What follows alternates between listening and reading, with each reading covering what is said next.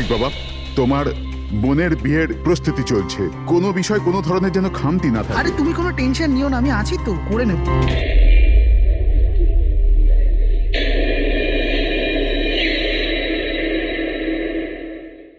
ওহো, বিয়ের বাড়ির ব্যাপার, মেহেন্দির অনুষ্ঠান।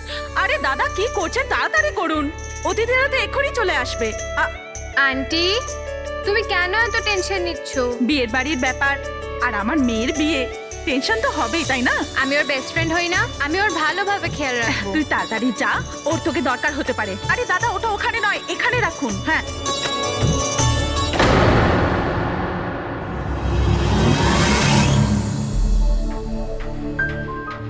ইরা,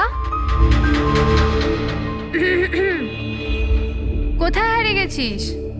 হ্যাঁ, চল, অনেক কাজ বাকি।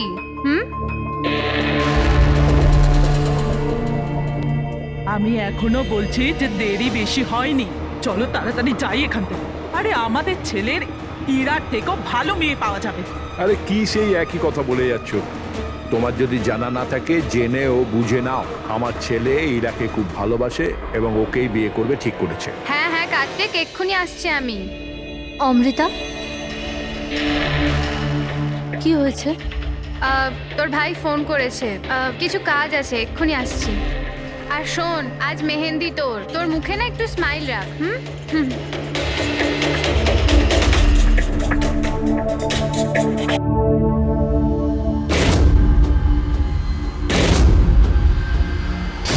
আচ্ছা, ওই সব বক্সেসগুলো রেখে দেবে আর লাইটের সেটআপটাও চেক করে নেবে।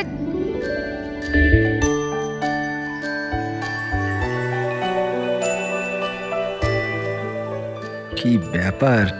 হ্যাঁ, খুব সুন্দর লাগছে আজকে। এরকম নয় তো যে বর এসে তোমাকেই না চেয়ে বসে। Very funny Lalit.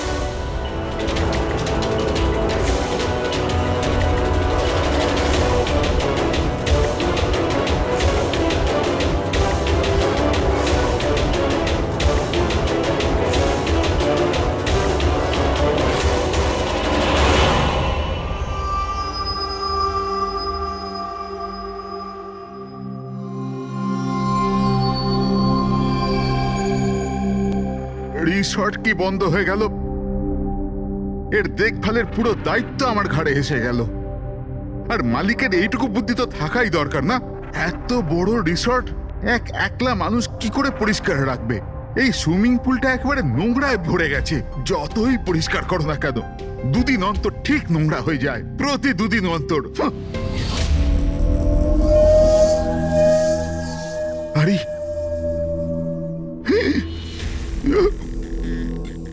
আরে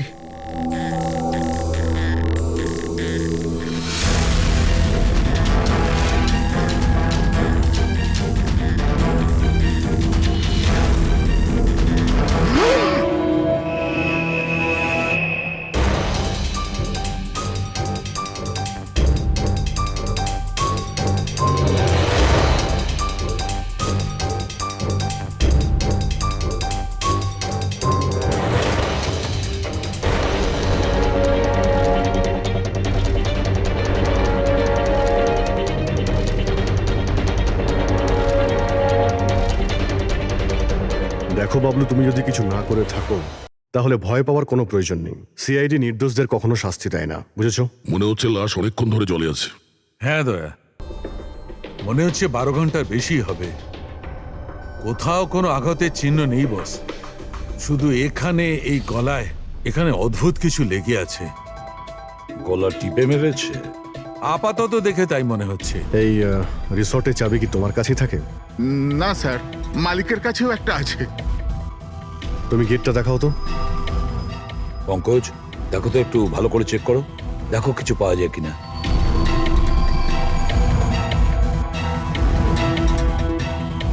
উল্টে দাও, উল্টে।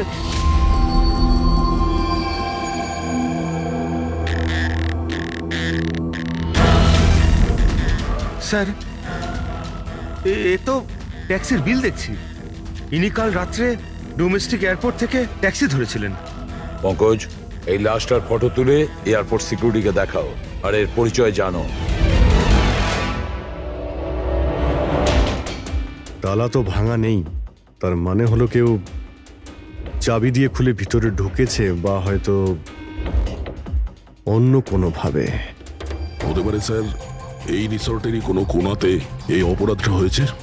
বা হতে পারে দয়া ওকে এখানে মেরেই এখানে ফেলে দিয়েছে, বা অন্য জায়গায় মেরে ওর লাশটাকে এখানে ফেলে রেখেছে।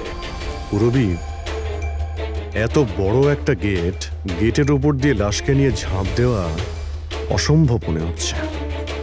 অন্য কোনো রাস্তা দিয়েই ও লাশ নিয়ে ভিতরে এসেছে। কিন্তু স্যার ভেতরে আসবার জন্য অন্য কোনো রাস্তা নেই এটা ছাড়া। আরে তুমি আমাদের কাজটা করতে দাও না, এদিকে এসো।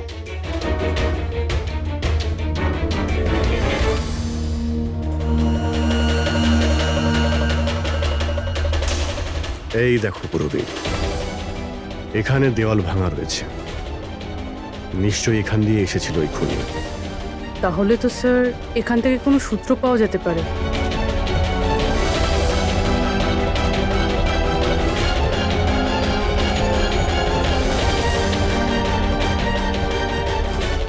এই হলো প্রমাণ, এই সোনালী সুতো।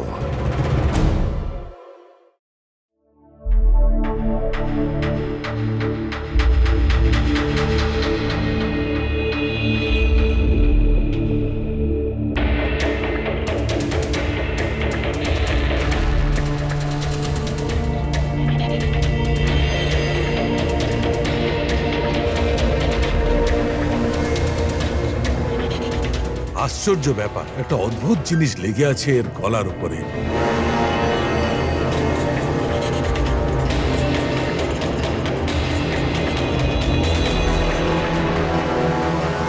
ও, কি হয়েছে স্যার?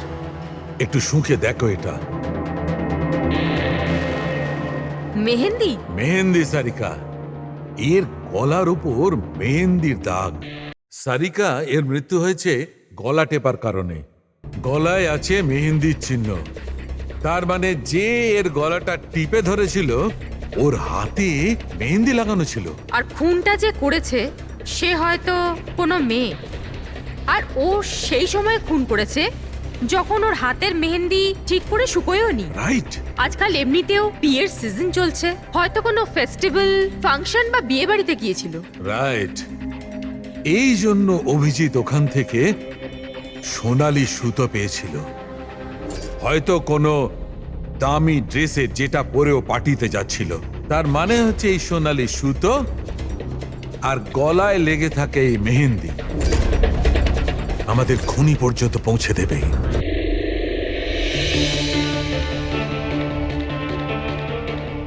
স্যার, এ হলো প্রীতি, শহরের খুব নামকরা মেহেন্দি এক্সপার্ট।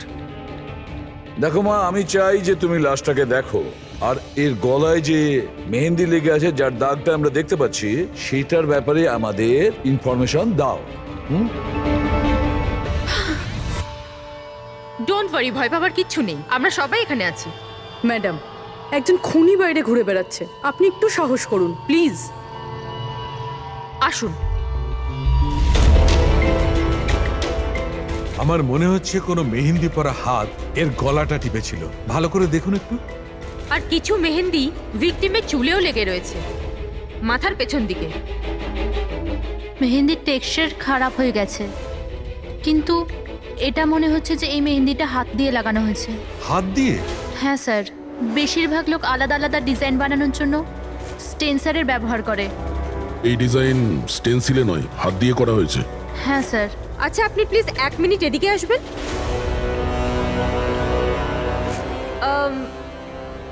আপনি এই মেহেন্দি সম্পর্কে আর কিছু বলতে পারবেন? মানে এটা কোন কোম্পানির, কতটা পুরনো, কোথা থেকে এসেছে, এনিথিং যা জানেন। স্যার, মেহেন্দির কালার, টেক্সচার আর স্মেল থেকে মনে হচ্ছে এই মেহেন্দিটা কোনো কমার্শিয়াল কোম্পানির নয়, এটা নিশ্চয়ই কেউ বাড়িতেই বানিয়েছে। তার মানে লোকেরা সাধারণত বাড়িতে তৈরি মেহেন্দি ব্যবহার করে, তাই তো? হ্যাঁ স্যার, কারণ ওটা কেমিক্যাল ফ্রি থাকে। আচ্ছা, এরকম তো শহরে অনেক লোকই আছে যারা বাড়িতে মেহেন্দি বানায়, তাই মেহেন্দির সাহায্যে তাকে ধরতে গেলে অনেকটা সময় লেগে যাবে স্যার। স্যার, হ্যাঁ স্যার ভিক্টিমের ব্যাপারে জানতে পেরেছি। হ্যাঁ, একে? স্যার, ওর নাম দীপেন, দিল্লিতে থাকতো। আর আমি লোকাল পুলিশকে বলে দিয়েছি যে ওর বাড়ির লোককে যেন খবর দিয়ে দেয়। গুড। আচ্ছা প্রীতি, আরো একটু দেখুন যদি আমাদের কিছু বলা যায়।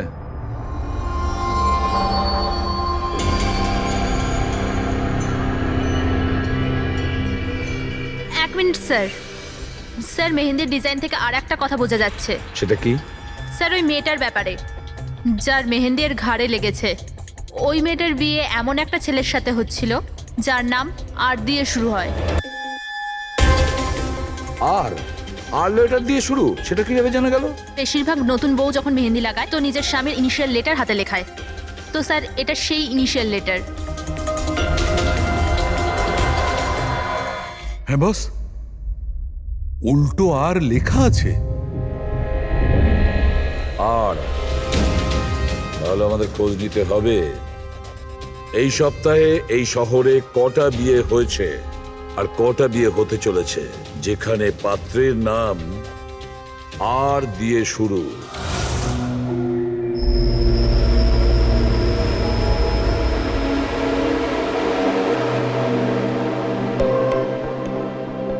অদ্ভুত স্যার, এই মাসে 120 জনের বিয়ে, একই মাসে এতজনের বিয়ে। হ্যাঁ পঙ্কজ, এখন বিয়ের ভালো লগ্নসা আছে। যদি তুমি বিয়ে করো তো সময়টা একদম ঠিক। আরে বিয়ে আর কি করে করব স্যার? কি হলো, কজন পাত্রের নাম পেলে? হ্যাঁ স্যার, সব মিলিয়ে 12 জন আছে যেখানে পাত্রের নাম আর দিয়ে শুরু হয়। আচ্ছা, হ্যালো, হ্যাঁ হ্যাঁ হ্যাঁ হ্যাঁ স্যার এর গাড়িটা দেখছি একটা শব্দেই আটকে আছে। হ্যাঁ হ্যাঁ হ্যাঁ হ্যাঁ হ্যাঁ ওকে ওকে, থ্যাংক ইউ স্যার। হ্যাঁ পঙ্কজ। দিল্লি থেকে অফিসার ফোন করেছিলেন। উনি বলছিলেন যে দীপেনের বাড়িতে গিয়েছিলেন কিন্তু কেউ ছিল না, আর প্রতিবেশীকে জিজ্ঞেস করে জানতে পেরেছেন ওর একটা বোনও আছে। শালিনীর নাম্বার দিয়েছেন উনি? হ্যাঁ স্যার, পাঠিয়েছেন। আর উনি বলছিলেন যে দীপেন মাত্র 4 মাস আগেই ওখানে শিফট হয়েছে। একটা মেয়ের সঙ্গে ব্রেকআপ করে আর অন্য কারোর সঙ্গে বিয়ে করে নেয়। এই জন্য শালিনীর সঙ্গে ওর ঝগড়া হয় আর সেই জন্য এখানে চলে আসে। কি নাম বললে ওই মেয়েটির যে দীপেনকে মনে আঘাত দিয়েছে? ইরা। ইরা? স্যার হতে পারে কালকে রাত্রে দীপেন ইরার বিয়ে পণ্ড করতে এসেছিল এখানে, আর ইরা ওকেই মেরে দিয়েছে। আচ্ছা, এই ওয়েডিং কার্ডসে ইরা নামের কোনো মেয়ের কার্ড আছে?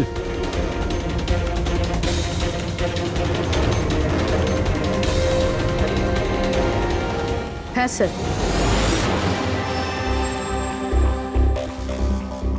ইরা ওয়েটস রোহিত, এই দেখুন। এই দেখো, ইরা ওয়েটস রোহিত, আর ওদের বিয়ে আজকেই। আইনের নামে কারুর বিয়ে আটকাবার অধিকার কে দিয়েছে আপনাদের? না না, আমরা এখানে কারো বিয়ে থামাতে আসিনি। আমরা এখানে এসেছি তদন্ত করার জন্য।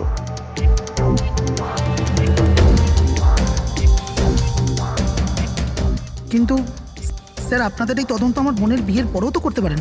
যত তাড়া আছে আপনাদের এই বিয়েটা করানোর জন্য, তার থেকে বেশি তাড়া আছে আমাদের খুনিকে ধরার জন্য।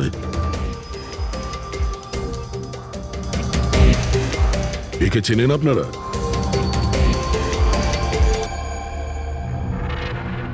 এটা তো দীপেন। মানে চেনেন কি করে? স্যার অ্যাকচুয়ালি ওই দীপেন আমার বোনকে ভালোবাসতো, কিন্তু কিছুদিন আগে ওদের ব্রেকআপ হয়ে যায়। আমি বলেছিলাম না যে চলো ফিরে যাই, কিন্তু আমার কথা শুনছে না কে? দেখো এবার সিআইডিও চলে এসেছে। জানি না কি কুক্ষণে এদের সঙ্গে আমরা সম্বন্ধ তৈরি করেছি। দেখুন, দীপেনের ঘাড়ে আমরা কিছু মেহেন্দির চিহ্ন দেখতে পেয়েছি, আর আমাদের সন্দেহ যে সেই চিহ্ন ইরার হাত থেকে এসেছে।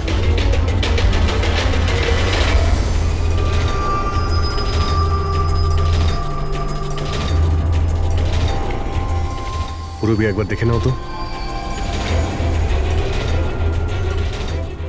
ইরা, একবার একটু ওঠো তো। ম্যাডাম কি করছেন আপনি?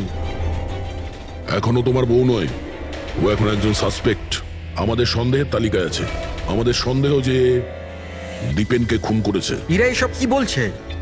মানে কি তোমার হাতটা দেখাও।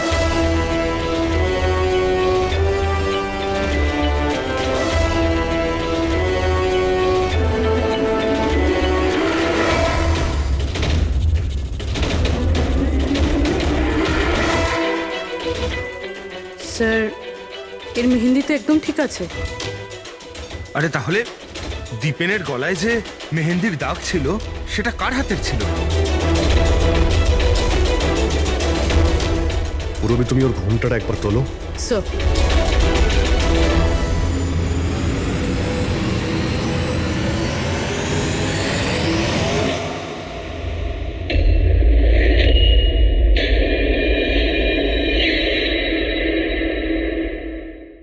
অমৃতা, তুমি এই মণ্ডপে কি করছো? আর আমার মেয়ে ইরা কোথায় বলো?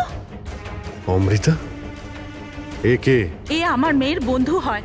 ও, মণ্ডপ থেকে তাহলে কোণে উধাও, আর কোণের জায়গাতে তার বান্ধবী বিয়ে করছে। এসব কি হচ্ছে এখানে? হ্যাঁ, স্যার ওই আসলে কাল রাতে আরে ফ্লার্ট কে করছে রে ভাই?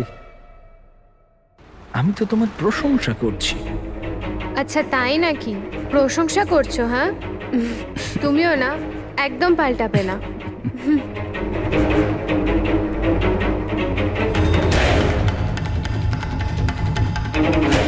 এই লোকটা কি জ্বালা। অমৃতা, অমৃতা শোনো। কার্তিক, কি হলো? ওই আমি এক্ষুনি দীপেনকে দেখলাম, ও ইরাকে টেনে নিয়ে যাচ্ছিল। দীপেন? হ্যাঁ। ওর এত সাহস কোথায়? ও ওইদিকে চলো।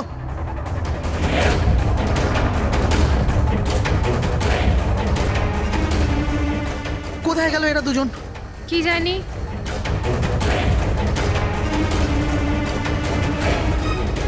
এই এটা তো ইরার ফোন। পাওয়া যায়নি ওকে? না স্যার, ওদের পাইনি। তো দীপেন এখানে এসেছিল আর ইরাকে জোর করে নিয়ে গেছে, কিডন্যাপ করে। স্যার, কিডন্যাপ তো বলা যায় না, কিন্তু কিডন্যাপ বলা যাচ্ছে না মানে? ওই অমৃতা, এটা একটা মার্ডার কেস, আর সিআইডির কাছ থেকে কিছু লুকোনোর চেষ্টা করলেও সেটা খুব খারাপ হবে। অমৃতা, যা জানো সত্যি সত্যি বলো। স্যার, স্যার সত্যি তো এটা যে ইরা এই বিয়েটা করতেই চাইছিল না। ও তো দীপেনকে ভালোবাসতো। ও তো শুধু বাড়ির লোকেদের চাপে পড়েও এই বিয়ের জন্য রাজি হয়েছিল। অমৃতা, চুপ করো। আমি তো আগে থেকেই জানতাম এরা হলো 420। আর কি কি রহস্য রয়েছে যা এখনো সামনে আসতে চলেছে? এখানেই বলবেন নাকি সিআইডি ব্যুরোতে গিয়ে চা খেতে ইচ্ছে করছে? হ্যাঁ স্যার, ব্যাপারটা হলো গত কমাস ধরে আমার ব্যবসা ঠিকঠাক চলছে না। আমার প্রচুর লোকসান হয়ে যাচ্ছিল। সুশীল বাবু আমার বিজনেসটাকে স্টেবল করবার জন্য প্রচুর সাহায্য করেছে। তো নিজের মেয়ের বিয়ের ডিল করেছিলেন আপনি, যাতে আপনার ডুবে যাওয়া বিজনেসটা আবার ভালো মতো দাঁড়িয়ে যায়, কি? তাই ইরা উধাও হয়ে যাওয়ার পর অমৃতাকে এই মণ্ডপে বসিয়েছেন যাতে কোনোভাবেই এই বিয়েটা না আটকায়। বাহ। আর অমৃতা, তুমি এই পুরো ষড়যন্ত্রে এত সহজেই যোগদান করলে? আমি এসব কিছুই জানতাম না। আমাকে তো কার্তিক বলেছিল যতক্ষণ ইরাকে পাওয়া যাচ্ছে না আমি এখানে বসে থাকি। এখনই তো 7 পাক হতো, তারপর বিয়েও করে নিতে আমাকে ঠকিয়ে। না, আমি মণ্ডপ থেকে বেরোতেই যাচ্ছিলাম, আর তখনই সিআইডি এখানে চলে এলো, আর সত্যি সবার সামনে চলে এলো। অর্ধেক সত্যি তো সামনে এসছে, আর বাকি অর্ধেক সত্যি সামনে আসবে যখন এটা জানা যাবে যে দীপেনকে মারার পর ইরা কোথায় চলে গেছে। আমার মেয়ের উপর মিথ্যে অপবাদ দেবেন না স্যার। ও তো দীপেনকে ভালোবাসতো। ও কেন খুন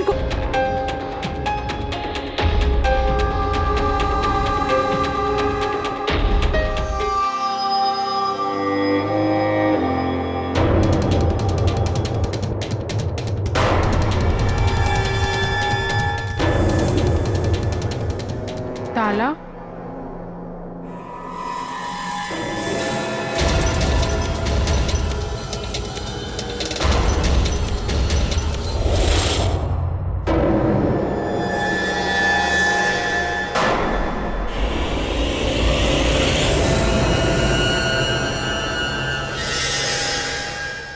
দেখো বস, ইরা নিজের মেহেন্দি পরা হাত দিয়ে দীপেনের গলা নিশ্চয়ই ধরেছিল, কিন্তু দীপেনের মৃত্যু ইরার হাতে হয়নি। দীপেনের মৃত্যু হয়েছে কি করে? এর গলার উপর এই যে মেহেন্দির চিহ্ন আছে, যখন পরিষ্কার করলাম তখন দেখলাম আর একটা দাগ আছে।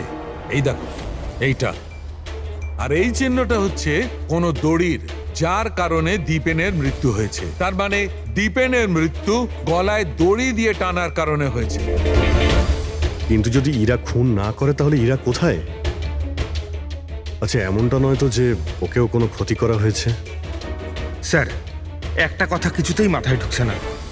যদি ইরা এই খুনটা না করে থাকে তাহলে করলো কে? এই খুন হয়তো ইরার বাড়ির লোকেদের মধ্যেই কেউ করেছে।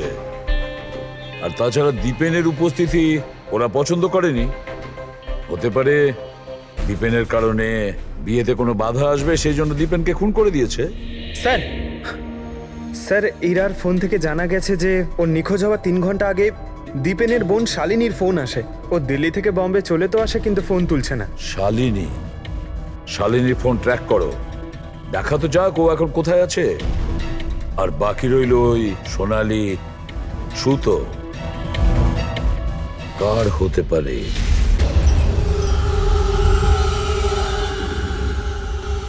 আমাকে আপনারা বলবেন এসবের মানেটা কি?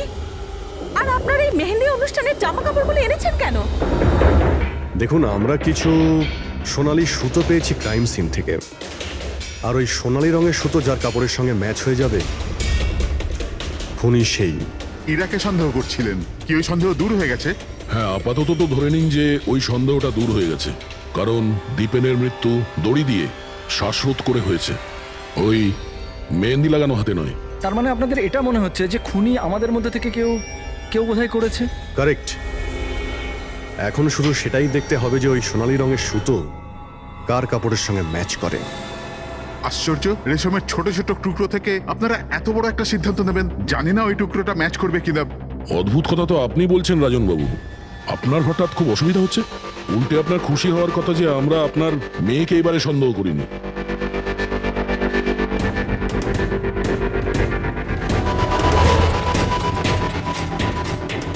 স্যার, এই সোনালি সুতোটা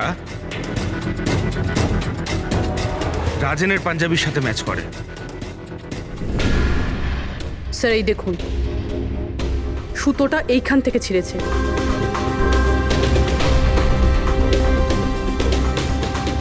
আমি বলছি আপনাদের, ওই রাতে আমি দেখেছিলাম দীপেন আর ইরাকে একসাথে। তুমি কেন বুঝতে পারছো না? আমি তোমাকে ছেড়ে বাঁচতে পারবো না আমি বাঁচতে। আর তুমি আমাকে ছাড়া অন্য কাউকে কি করে বিয়ে করছো?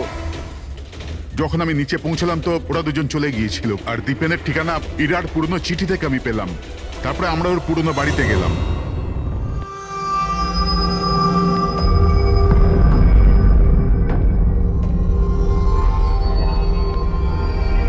এ কি, দীপেন এইখানে?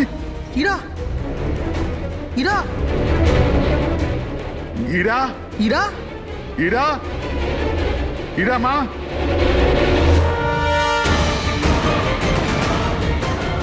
বাবা, এই দেখো, দীপেন ওর ফোনে ওর মৃত্যুর কারণ লিখেছে। কি লিখেছে এখানে? ইরা কে ছাড়া না আমার জীবনের কোনো মানে আছে না লক্ষ্য। ইরা আমার যদি না হয় কারোর হবে না। বিদায়।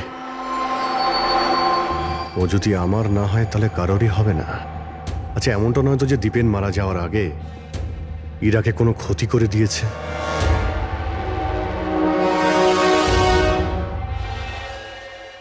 হ্যাঁ পঙ্কজ, হ্যাঁ, দীপেনের বোন শালিনীর মোবাইল ফোন ট্র্যাক হয়ে গেছে।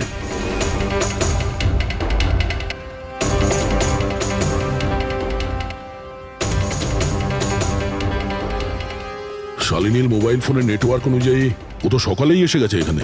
হ্যাঁ, কিন্তু আমাদের ফোন তুলছে না কেন?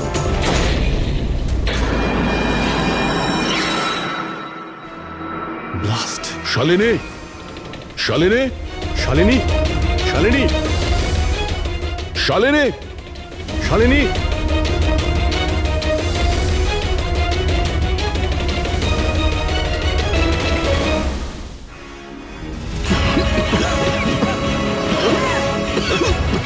শালিনী শালিনী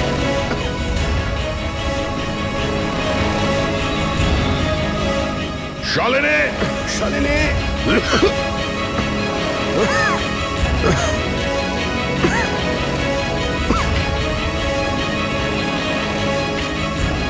অভিজিৎ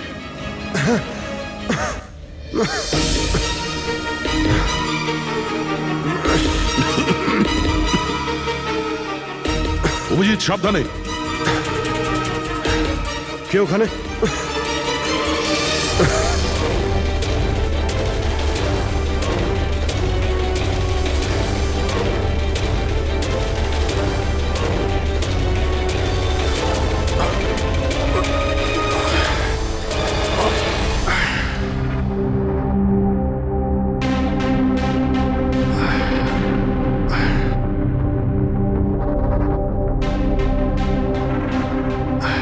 হ্যাঁ অভিজিৎ, দয়া এবার চোখ ঠিক আছে? হ্যাঁ স্যার ঠিক আছে। এটা তো ভালো হয়েছে স্যার আমরা ওই বিষাক্ত গ্যাসে বেশিক্ষণ থাকিনি, কিন্তু স্যার শালিনী আর ইরার অবস্থা খুব একটা ভালো নয়, ডক্টর ওদের দেখছে। কোন বিষাক্ত গ্যাস ছিল ওখানে? স্যার সেটা তো জানি না, কিন্তু আমার মনে হচ্ছে টাইম স্মোক বোম ছিল ওখানে। এই দীপেন স্যার পুরো প্ল্যান করে রেখেছিল। আত্মহত্যার পরে ও ইরাকেও রাস্তা থেকে সরাতে চেয়েছিল। হ্যাঁ স্যার, ও তো সুইসাইড নোটে লিখেও ছিল যে ইরা যদি ওর না হয় কারোর হবে না। স্যার হ্যাঁ ডক্টর, ইরা কেমন আছে? স্যার ও এখন আউট অফ ডেঞ্জার, কিন্তু ওর এখনো জ্ঞান ফেরেনি। আচ্ছা, আর Shalini? I am sorry sir, আমরা ওকে বাঁচাতে পারিনি।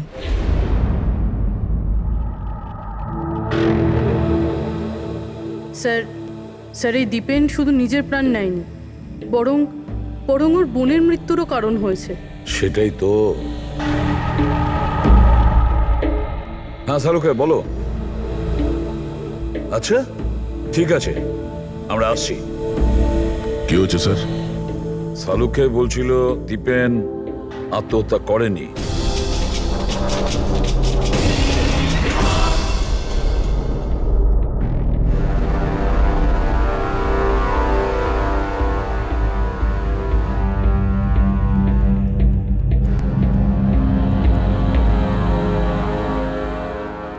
আরে বলে ফেলো না শালুকে, একবার ফাইনালি বলে দাও, দীপেন আত্মহত্যা করেছে নাকি ওকে খুন করা হয়েছে? বস আমি জানি যে তোমরা খুবই বিরক্ত হচ্ছ, তোমাদের মনে হচ্ছে শালুকে কোনো কথাই বলছে না। কখনো বলছে ইরা দীপেনকে হত্যা করেছে, কখনো বলছে যে দীপেনের হত্যা ইরা করেইনি, কখনো বলছে দীপেন আত্মহত্যা করেছে, কখন বলছে দীপেন আত্মহত্যা করেনি। কিন্তু আমি কি করব ভাই, এই কেসটা সূত্র খুব অল্প অল্প করে আসছে। আরে স্যার যে প্রমাণ পেয়েছেন সেটা নিয়ে কিছু বলুন না। দেখো বস, যখন কোনো মানুষকে ফাঁসির দড়িতে ঝোলানো হয় আর যখন দড়িটায় টান পড়ে তখন ও শ্বাস বন্ধ হতে থাকে, আর তখন সে শ্বাস নেওয়ার জন্য ছটফট করে, তার ঘাড়টা নড়তে থাকে, আর ঘাড় নড়ার কারণে ফাঁসটা চেপে বসে, আর ওর ঘাড়ের ঠিক পেছন দিকে ওই ফাঁসির দড়ির গিঁটের চিহ্নটা দেখা যায়।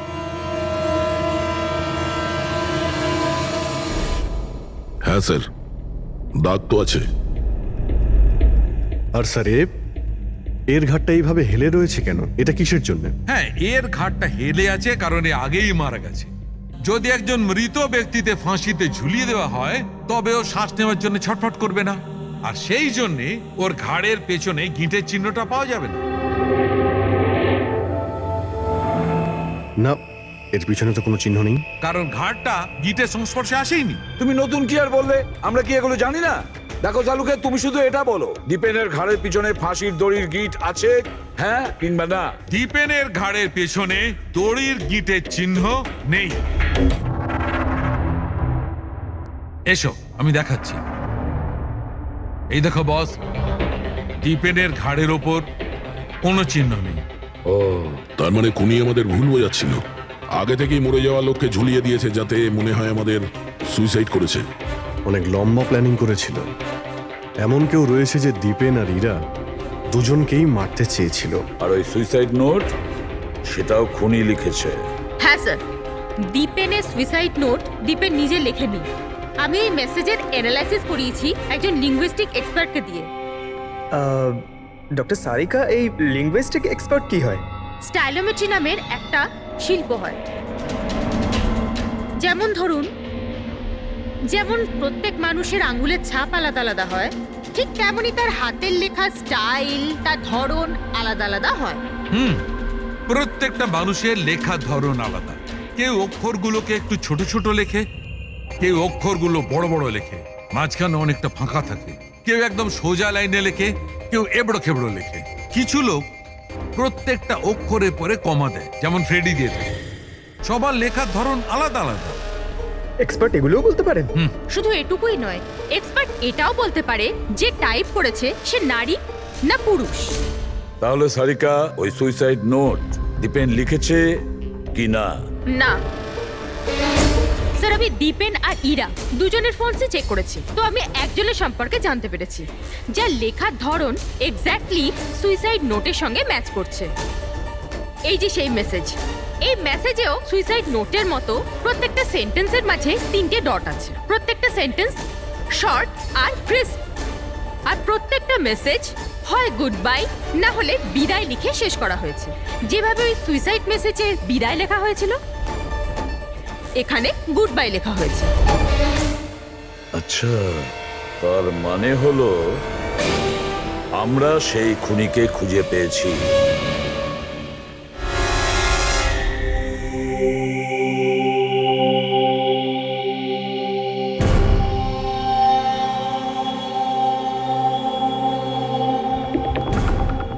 হ্যাঁ, হুমকি দিচ্ছি, কি করবি তুই? সিআইডির সামনে কাউকে হুমকি দেওয়া ভালো কথা নয়। কিন্তু আমি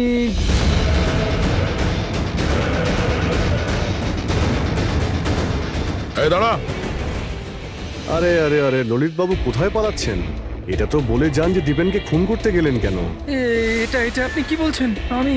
আমি কাউকে মারিনি। আচ্ছা, সত্যি কথা বলবি নাকি? বলবি নাকি মাথাটা ঢুকে দেবো নিচে? আমি মেরেছি। প্লিজ প্লিজ আমাকে নিচে নামো, চল, এক তো তুই দীপেনকে খুন করেছিস, আর তার উপরে এটা দেখাতে চেয়েছিস যে ও সুইসাইড করেছে। হ্যাঁ, ইনফ্যাক্ট আমি ওর সুইসাইড নোটটা লিখেছিলাম, কিন্তু কিন্তু এগুলো আমি আমার নিজের জন্য করিনি, অন্য কারোর বলাতে করেছিলাম। কার কথায়? ডাক্তারবাবু, আমার মেয়ের জ্ঞান কখন ফিরবে? ভয় পাওয়ার কিছু নেই, খুব তাড়াতাড়ি জ্ঞান ফিরে যাবে।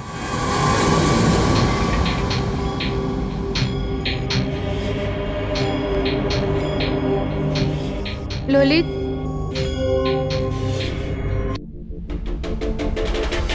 তোমার হাতে হাত করা কেন লাগানো আছে? আসামির হাতে হাত করা থাকবে না তো কি থাকবে বলুন তো? অপরাধী? হ্যাঁ, এই অপরাধী নিজের অপরাধ স্বীকার করেছে ললিত। দীপেনকে এই মেরেছে।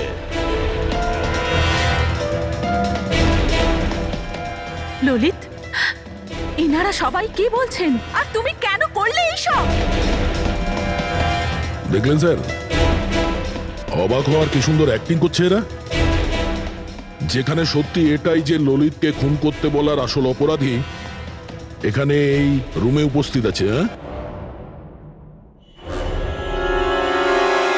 এটা আপনি কি বলছেন? এখানে আমার মেয়ে জীবন মৃত্যুর সঙ্গে লড়াই করছে, আর আপনি উল্টে আমাদেরই দোষী করছেন। না, এই জীবন আর মৃত্যুর মাঝখানে ঝুলছে না, এ সত্যি আর মিথ্যের মধ্যে ঝুলছে। ও জ্ঞান হারায়নি, সব ড্রামা করছে। কি?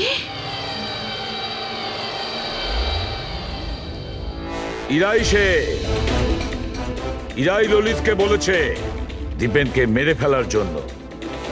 এই কি সব কথা বলছেন আপনারা? অবস্থা দেখুন এর। আপনাদের মনে হয় যে এই জেনে শুনে বিষের কন্ট্যাক্টে গেছে? স্যার, ইঞ্জেকশন লাগিয়ে দিই? হ্যাঁ, নিশ্চয়ই, তাড়াতাড়ি। এটা কিসের ইঞ্জেকশন লাগাচ্ছেন আপনারা? সত্যি কথা বলার, এই ইনজেকশনে একটা কেমিক্যাল আছে যেটা শরীরে যেতেই মানুষ সত্যি কথা বলতে শুরু করে।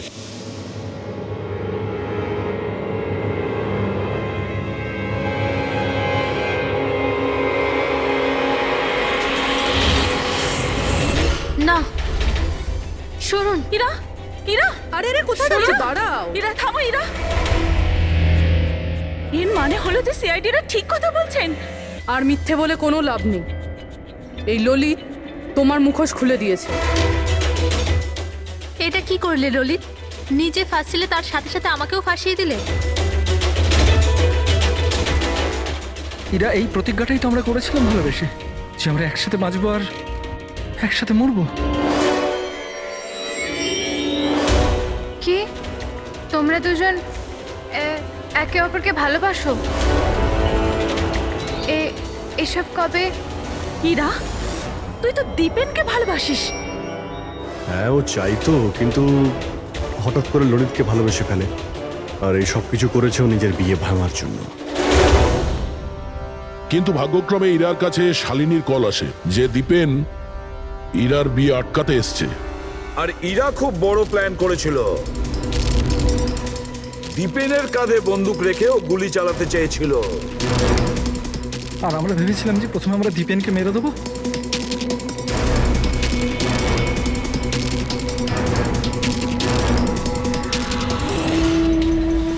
আর অনেক দূরে গিয়ে তোমরা ঘর বাঁধবে, কিন্তু ভুলে গিয়েছিলে তোমরা যে অন্যায়ের পথে কখনো সাফল্য আসে না। বুঝেছো? আমাদের প্ল্যান একদম ঠিকঠাক চলছিল, কিন্তু বাবা আর কার্তিক এসে আমাদের প্ল্যানে জল ঢেলে দিল।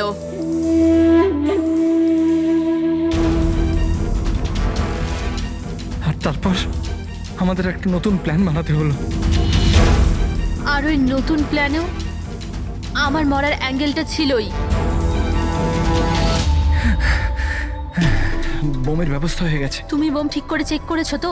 হ্যাঁ হ্যাঁ, করে নিয়েছি। কিছুক্ষণের মধ্যে বোম ফেটে যাবে। আর লাশের বন্দোবস্ত করেছো? হ্যাঁ, অসুবিধা ছিল, কিন্তু কিছু টাকা দিয়ে ওই লাশটাও পেয়ে গেছি। ব্যাস, তাহলে হয়ে গেছে কাজ। আমি লাশকে আবার নিজের জামা কাপড় পরিয়ে দেবো, আর যখনই বোম ফাটবে তখন সবার মনে হবে যে দীপেনের সাথে সাথে আমিও মরে গেছি। আচ্ছা, আমি বোমটা চেক করে আসি। ওকে?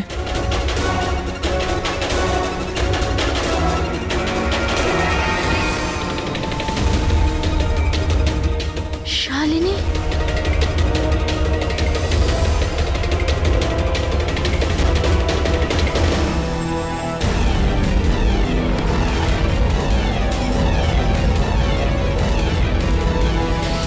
আর সেই কারণে তুমি শালিনীকে মেরে ফেলেছো। তো আর কি করতাম? সব দেখে নিয়েছিল, কোনো উপায় ছিল না। কিন্তু একটা কথা বোঝা গেল না, যে ওই বিষাক্ত গ্যাস ব্যবহার করেছিলে কেন? বিষাক্ত গ্যাস দিয়ে তো মুখ বদলে যাবে না ওই মর্গের মৃত লাশটার? হ্যাঁ, তাহলে তুমি এটা কি করে ভাবলে যে আমরা ওটাকে তোমার লাশ ভাববো? আমরা বিষাক্ত গ্যাস ব্যবহার করতে চাইনি। আমরা ওই বাড়িটাকে বোম দিয়ে ওড়াতে চেয়েছিলাম, কিন্তু এই ললিত ভুল করে কি বোম নিয়ে এসেছিল যেটা ফাটলই না, ফুস হয়ে গেল। আর এর আগে আমরা আর একটা বোমের ব্যবস্থা করতাম। আপনাদের গাড়ি আসার আওয়াজ আমরা শুনতে পেলাম, তখন আমাদের প্ল্যানটা চেঞ্জ করতে হলো। আর ও আমাকে ওখানেই বেঁধে চলে গেল, যাতে সবার মনে হয় যে অপরাধ আমি করিনি, আমার সাথেই হয়েছে। আর তারপর আমি বাড়ির অন্য একটা দিকে গিয়ে লুকিয়ে পড়লাম, যেখানে কোনো গ্যাস ছিল না। আর তারপর আমি ওখান থেকে প্রাণ বাঁচিয়ে পালালাম। আমরা এটা চাইছিলাম যে আপনাদের যাতে মনে হয় এই সমস্ত কাজকর্ম দীপেন করেছে। ও নিজে তো আত্মহত্যা করে নিল, কিন্তু ইরাকে মারতে অসফল হয়েছিল। নিজেদের জীবনটাকে সুন্দর করবার জন্যে একটা নয়, দুটো নয়, তিনটে প্ল্যান করেছিলে তোমরা। আর দুটো নিরীহ লোকের প্রাণও নিয়েছো তোমরা। এবার জেলের গড়াদের পেছনে পৌঁছতে পৌঁছতে প্ল্যান তৈরি করো ফাঁসি থেকে নিষ্কৃতি পাওয়ার জন্য।